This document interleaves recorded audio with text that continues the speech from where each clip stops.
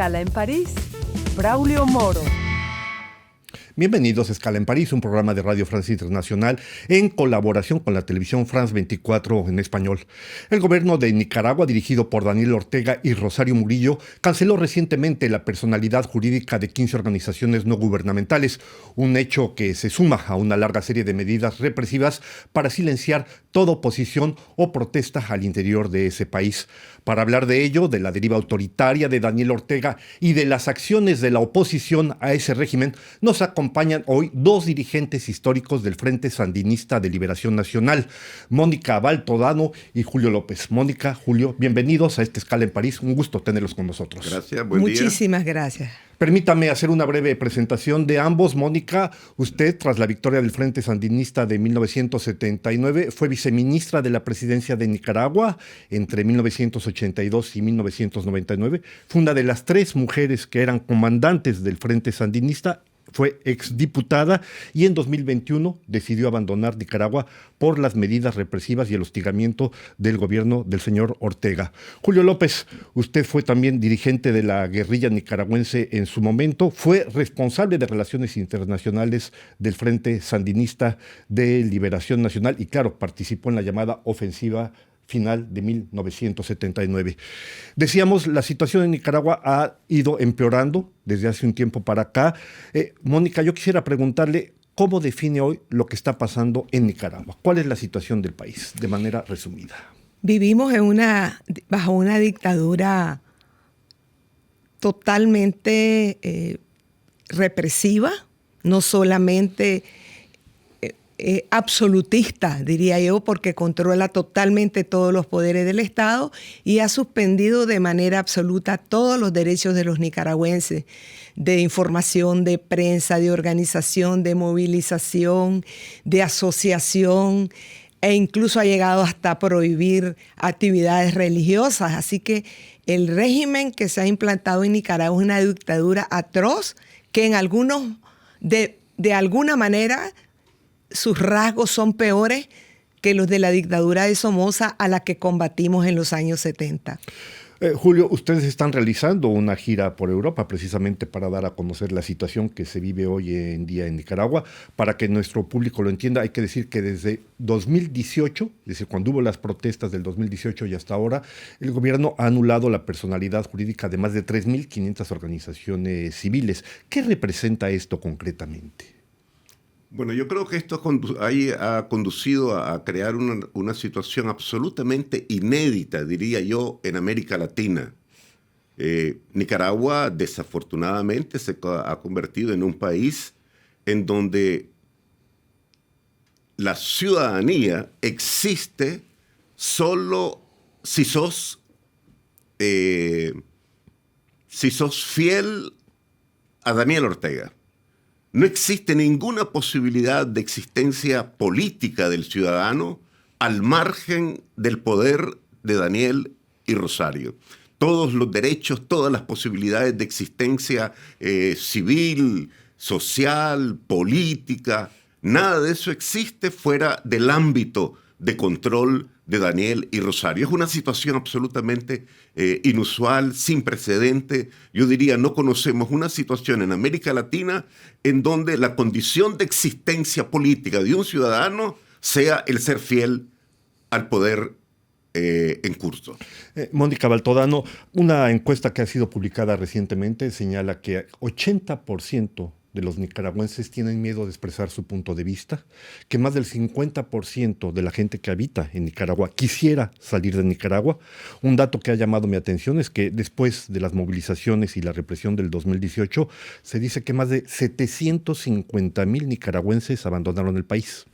Sí, datos completamente ajustados a la realidad, porque efectivamente la represión, el ambiente asfixiante que se vive en Nicaragua hace que la gente desee salir del país. En Nicaragua hay miles de nicaragüenses que no se atreven a ir al aeropuerto porque les pueden retener su pasaporte, pero también hay miles que sin haber sido desnacionalizados, como es nuestro caso, no pueden ingresar al país. Las familias de quienes piensan o pensamos diferente son también sometidos a procesos represivos, pero además eso ha llevado a una situación económica muy grave que hace que los nicaragüenses no encuentren oportunidad de trabajo digno. Hay un crecimiento enorme de la pobreza, un deterioro de la educación, un deterioro de los salarios. Y como no hay ninguna posibilidad de protestar, no hay organizaciones sindicales, gremiales que puedan defender los intereses de los nicaragüenses, entonces la gente prefiere salir de Nicaragua para tratar de enviar alguna ayuda al resto de la familia que se queda. De manera que el principal producto de Nicaragua está conformado por las remesas que envían los nicaragüenses. Justamente eso le iba yo a preguntar, porque es una situación bastante paradójica.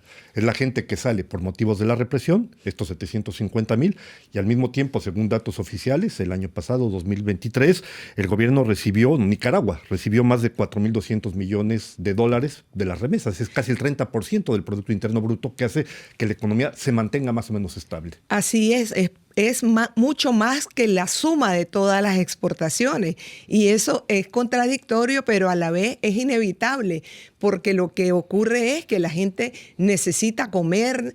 Ese dinero no llega allá para lujos, no llega allá para excesos, llega para que la gente pueda completar el día a día, su comida, los pagos básicos, y por eso resulta verdaderamente contradictorio. Pero es el resultado de un régimen que cierra todos los espacios, pero que además ha afectado radicalmente la situación económica de la mayoría de los nicaragüenses.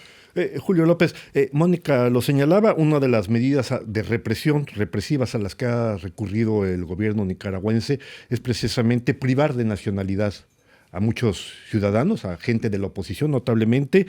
El año pasado fueron 316 personas que fueron despojadas precisamente de esa nacionalidad. Recientemente el presidente Ortega dijo que justificaba esta medida porque eran vendepatrias. ¿Cómo se explica esta situación? ¿Qué implica ser desposeído de la nacionalidad, ser apátrida? Bueno, la verdad es que para nosotros, obviamente, pues que nos causa un profundo malestar, pues ser despojado de tu ciudadanía, de tus bienes, de tu nombre, hasta de tu pensión de jubilación, te la confiscaron.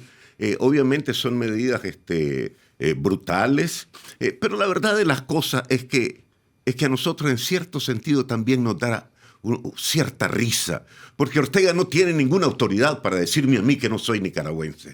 Ortega no es nadie, y Rosario muchísimo menos, para decir que Mónica, que yo y los 300 y pico dejamos de ser nicaragüenses. Nosotros somos seguramente más nicaragüenses que Ortega y más nicaragüenses que Murillo, porque somos más leales a los intereses del país, a los intereses de la patria, a los intereses de los pobres, a los intereses de los desposeídos. De manera que quiero decir que realmente nosotros no estamos aquí para denunciar a Ortega o quejarnos de Ortega. Andamos aquí en Europa para decirle a la gente, hay esperanza, hay posibilidades, las cosas van a cambiar y tendremos seguramente no muy lejano una Nicaragua mucho mejor y verdaderamente democrática. Pero justamente a esta perspectiva de que tendremos una Nicaragua mejor, recordemos, el presidente Ortega la última vez que se eligió fue en 2021, hubo una gran abstención, pero es la cuarta vez que se elige de manera consecutiva desde el 2007. Está en el gobierno. Las próximas elecciones tendrán lugar en el 2026, si mis datos no fallan. Pero, ¿cuál es la perspectiva hoy, políticamente hablando, en Nicaragua, Mónica? Después de que desterraron a 222 presos políticos, dentro de los cuales estaban todos los que aspiraban a candidatura presidencial en el 2021. Fueron 7 detenidos. Y 7 detenidos, pero además más de 40 líderes de distintas organizaciones, no solo políticas, sino sociales, campesinos, estudiantes, etcétera. Hay un proceso de reorganización con una parte de esos 222 desterrados con los que ya estábamos en condición de exilio desde esos tiempos, pero también hay una claridad de que para poder reorganizar la resistencia cívica y pacífica, esta vez estamos apostando a una lucha no violenta, tenemos que ser capaces de construir vínculos y rehacer el tendido social que ha sido pulverizado por todas las medidas represivas del régimen dentro del país. Porque aunque habemos figuras fuera de Nicaragua, de la oposición, la verdadera y masiva oposición sigue estando dentro del país.